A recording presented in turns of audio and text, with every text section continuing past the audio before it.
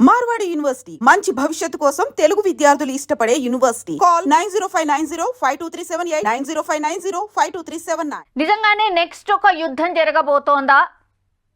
Next world war జరగబోతోందా? లేకపోతే రెండు దేశాల మధ్య యుద్ధం జరగబోతోందా? ఇట్లాంటి క్వశ్చన్స్ చాలా రేజ్ అవుతున్నాయి. ఎందుకంటే మాటల యుద్ధం ఒక పీక్ స్టేజ్కి చేరుకుంది అనుకోవచ్చు.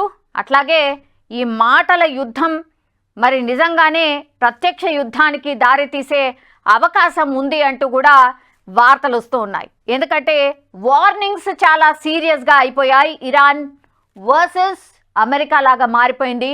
సో ట్రంప్ వచ్చిన తర్వాత నిర్ణయాలు చాలా ఫాస్ట్గా ఉండడమే కాదు, ఏమంటారు, చాలా డేంజరస్ నిర్ణయాలు కూడా తీసుకుంటున్నారు ట్రంప్ అనుకోవచ్చు. ఎందుకంటే అట్లాగే ఉన్నాయి వార్నింగ్స్ కూడా, దాని రియాక్షన్స్ కూడా మిగతా దేశాలు కూడా అట్లాగే ఇస్తున్న సిచ్యువేషన్ అయితే కనిపిస్తోంది. ప్రస్తుతం ఇప్పుడు ఇరాన్కు ట్రంప్ ఒక అల్టిమేటం అయితే జారీ చేసిండ్రు. అది ఏంటి అంటే, కొత్త అణు ఒప్పందానికి ఒప్పుకోకపోతే ఇరాన్పై కని విని ఎరగని రీతిలో బాంబులు వేస్తామని అమెరికా అధ్యక్షుడు డొనాల్డ్ ట్రంప్ హెచ్చరించారు. సో ఒక రకంగా మేము యుద్ధం చేయబోతున్నామని అనౌన్స్ చేసిన పరిస్థితి కనిపిస్తోంది. కొత్త అణు ఒప్పందం కుదుర్చుకునేందుకు ప్రత్యక్ష చర్చలకు రావాలంటూ ట్రంప్ లేఖ ద్వారా ఇచ్చిన ఆహ్వానాన్ని ఇరాన్ అధ్యక్షుడు పెజెష్కియాన్ తిరస్కరించిండు. ప్రత్యక్ష చర్చలకు ఒప్పుకోము, ఒమన్ వేదికగా పరోక్ష చర్చలకు సిద్ధమని ఆయన అనౌన్స్ చేసిండు. ఈ నేపథ్యంలో ట్రంప్ ఎన్బిసి సంస్థకు ఒక ఇంటర్వ్యూ ఇచ్చిండ్రు.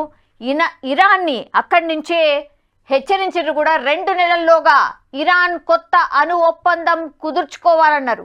లేకపోతే తర్వాత జరగబోయే పరిణామాలను ఎవ్వరూ ఊహించలేరు అని కూడా వార్నింగ్ ఇచ్చారు డొనాల్డ్ ట్రంప్.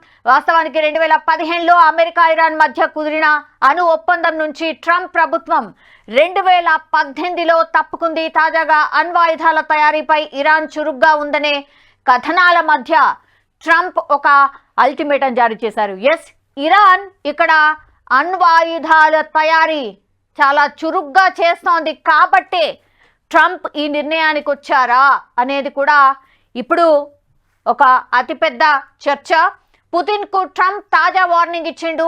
ఉక్రెయిన్తో కుదిరిన కాల్పుల విరమణ ఒప్పందాన్ని వెంటనే అమలు చేయకుంటే రష్యాపై మరిన్ని సుంకాలు విధిస్తామని ట్రంప్ హెచ్చరించిండు. రష్యా చమురుపై సుంకాలు పెంచుతామని, ఆ దేశం వద్ద చమురు కొనే దేశాలు అమెరికాతో వ్యాపారం చేయకుండా కట్టడి చేస్తామంటూ కూడా చెప్పిండ్రు. ఉక్రెయిన్లో జెలెన్స్కీ ఊసులేని తాత్కాలిక ప్రభుత్వం ఏర్పాటుకు పుతిన్ పిలుపునివ్వడం ట్రంప్ ఆగ్రహానికి కారణమైంది అనుకోవచ్చు. ఇంకో రకంగా సో పుతిన్కి ఇంకోవైపు వార్నింగ్ ఇచ్చిండు డొనాల్డ్ ట్రంప్. అటువైపేమో ఇరాన్, దెన్ ఇటువైపేమో పుతిన్కు వార్నింగ్ ఇచ్చిన సిచ్యువేషన్. ఇక్కడ మధ్యప్రాచ్యంలో మళ్లీ ఉద్రిక్తతలు పెరుగుతున్నాయి. అణ్వాయుధ అభివృద్ధి కట్టడి ఒప్పందంపై అమెరికా అధ్యక్షుడు ట్రంప్ ఇచ్చిన వార్నింగ్తో అప్రమత్తమైన ఇరాన్ ప్రతి దాళ్ల కోసం మిసైల్స్ రెడీ చేసుకుంటోందని టెహ్రాన్ టైమ్స్ పత్రిక సంచలన కథనాన్ని ప్రచురించింది. సో మీరు వార్నింగ్ ఇస్తే మేమేం చేతులు కట్టుకొని కూర్చుంటామా? మేము కూడా రెడీ ఉన్నాం, మా దగ్గర ఆయుధాలు ఉన్నాయి. మీరు వార్నింగ్ ఇస్తే మేము చేతులు ఏం కట్టుకొని కూర్చోము, మేము కూడా రెడీగా ఉన్నామంటూ ఒక హెచ్చరిక లాంటిదే అనుకోవచ్చు. సో మిసైల్స్ రెడీ చేసుకుంటున్నారని ఒక కథనం అయితే ప్రచురించడం జరిగింది. అమెరికాకు సంబంధించిన ప్రాంతాలను చేరుకునే సామర్థ్యం ఈ మిసైల్స్ కు ఉందని కూడా పేర్కొంది. సో ఇది సంచలనమైనటువంటి వార్త. సో యుద్ధానికి ఆల్మోస్ట్ మేము సన్నద్ధంగా ఉన్నాము అనేటువంటి అనౌన్స్ చేసినట్టు అనిపిస్తోంది ఇరాన్ కూడా. సో దేశవ్యాప్తంగా పలు ప్రాంతాల్లో భూగర్భ కేంద్రాల్లో ఇరాన్ మిలిటరీ మిసైల్స్ ను రెడీ చేసుకుంది. వైమానిక దాడులను తట్టుకునేలా ఏర్పాట్లు కూడా చేసుకుంది. ప్రపంచవ్యాప్తంగా అమెరికాకు చెందిన స్థావరాలను టార్గెట్ చేసే సామర్థ్యం ఈ మిసైల్స్ కు ఉన్నట్టు టెహ్రాన్ టైమ్స్ పేర్కొంది. ఇదే ట్రంప్ ఆగ్రహానికి ఒక రకంగా కారణమైంది అనుకోవచ్చు. ఎందుకంటే అమెరికాను ఏ దేశమైనా డామినేట్ చేయాలని చూసినా కూడా ట్రంప్ ఇట్లనే రియాక్ట్ అయిన పరిస్థితి మనం చూస్తూ ఉంటాం. సో ఆదివారం డొనాల్డ్ ట్రంప్ చేసిన ప్రకటన మధ్యప్రాచ్యంలో కలకలానికి దారి తీసిందని చెప్పొచ్చు. అణ్వాయుధ అభివృద్ధి కట్టడి కోసం ఒప్పందంపై ఇరాన్ సంతకం చేయకపోతే వైమానిక దాడులు కూడా చేసేందుకు వెనకాడబోమని డొనాల్డ్ ట్రంప్ గట్టి వార్నింగ్ ఇచ్చారు. సో అటువైపేమో ఇరాన్ పూర్తిగా రెడీ అయిపోయింది. ఇంకోవైపేమో మీరు ఇట్లా మా పైన ఏదో డామినేట్ చేయడానికి చూస్తే మాత్రం మేము కూడా చూస్తూ ఊరుకోం. సో మేము కూడా అన్నీ కూడా సిద్ధం చేసుకుంటున్నాం, వైమానిక దాడులు కూడా మేము చేస్తాము అన్నటువంటి హెచ్చరిక జారీ చేసిండ్రు. చర్చల కోసం ఇరాన్కు లేఖ కూడా రాసినట్టు చెప్పారు. ఇరాన్ మునుపెన్నడూ చూడని రీతిలో బాంబు దాడులు ఉంటాయని అన్నారు. మరింత కఠినమైన ఆర్థిక ఆంక్షలు కూడా విధిస్తామని హెచ్చరించారు. దీంతో అమెరికా దాడులను ప్రతిఘటించేందుకు ఇరాన్ కూడా సిద్ధమైపోయింది. ఒక రకంగా యుద్ధానికి రెండు దేశాలు సిద్ధమయ్యాయా అనేటువంటిది కూడా ఇప్పుడు మనకు స్పష్టంగా కనిపిస్తోంది. సో 2015లో ఇరాన్తో అమెరికా కుదుర్చుకున్నటువంటి JCPOA ఒప్పందం నుంచి ట్రంప్ 2018లో వైదొలిగిండు.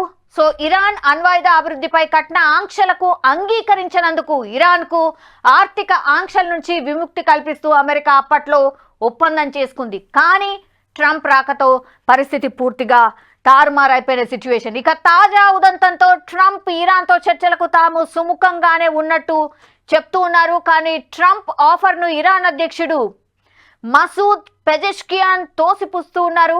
అమెరికాతో నేరుగా చర్చలు ఉండవని చెప్పిన ఆయన ఒమాన్ మధ్యవర్తిత్వం ద్వారా పరోక్ష చర్చలకు సమ్మతమే అంటూ కూడా ఆయన పేర్కొన్నటువంటి సిచ్యువేషన్. ఎక్కడ కూడా ఇరాన్ తగ్గట్లేదు, డైరెక్ట్ చర్చలు ఉండవు, మీతో కావాల్సి వస్తే మా మిత్రుడు అయినటువంటి ఈ ఒమాన్ దగ్గర చర్చలు జరిపితే జరపండి, ఆయన ద్వారా ఏమన్నా మెసేజ్ పంపితే పంపించండి అన్నటువంటి మాట చెప్తున్నారు. సో పరోక్ష పద్ధతుల్లో చర్చలు కొనసాగొచ్చు అని ఇరాన్ సుప్రీం లీడర్ ఇప్పటికే స్పష్టం చేశారు. మాకు చర్చలను కాదనే ఉద్దేశం కూడా లేదు, అయితే మా పట్ల అన్యాయ వైఖరి ఇబ్బందులకు కారణమవుతోంది. ఈ అంశంలో నిర్ణయాలకు సంబంధించి విశ్వసనీయతను పునరుద్ధరించగలమని కూడా వారు నిరూపించాలి, ఇది జరగాలని నేను కోరుకుంటాను అంటూ కూడా ఇరాన్ అధ్యక్షుడు అమెరికాకు ఉద్దేశించి అన్నారు. సో ఒక రకంగా అమెరికా ఎక్కడ తగ్గట్లేదు, ఇరాన్ కూడా ఎక్కడ తగ్గట్లేదు. ఆ అణు ఒప్పందం ఏదైతే జరిగిందో ఆ ఒప్పందానికి సంబంధించే మాటల యుద్ధం అయితే ప్రస్తుతం నడుస్తోంది. మరి ఈ మాటల యుద్ధానికి దారి తీస్తుందా, లేకపోతే ఏమైనా చర్చలు జరిపి అక్కడికే సద్దు మణుగుతుందా అనేది చూడాలి. బట్ ఒకవేళ ఏ దేశమైనా ఇంకొక అడుగు ముందుకేస్తే మాత్రం యుద్ధం అయితే తప్పదు అన్నటువంటిది అయితే స్పష్టంగా దీన్ని బట్టి అయితే మనకైతే అర్థమవుతోంది.